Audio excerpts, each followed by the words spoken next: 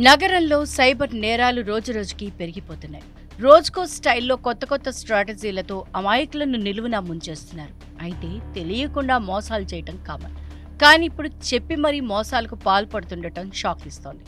Drugs parcels అని, ఉగ్రవాదులతో లింకులున్నాయని, case book అయిందని ఇలా బాధితులను భయభ్రాంతులకి గురిచేసి డబ్బులను దండుకుంటున్నారు. తాజాగా సికింద్రాబాద్కు చెందిన ఓ వ్యక్తి ఒక్క ఫోన్ కాల్తో 9,69,000 రూపాయలను పోగొట్టుకుని హైదరాబాద్ సైబర్ క్రైమ్ పోలీసులను ఆశ్రయించాడు.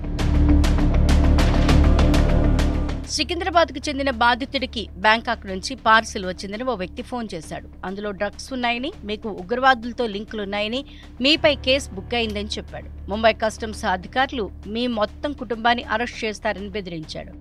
ఈ కేసు నుంచి మీరు బయటపడాలంటే వెంటనే ఫలానా అకౌంట్కు డబ్బులు పంపించండి అని డిమాండ్ చేశాడు సైబర్ మోసగాడు. దీంతో భయాందోళనకు గురైన బాధితుడు 9,69,000 రూపాయలు సదరు వ్యక్తి చెప్పిన అకౌంట్కు బదిలీ చేశాడు.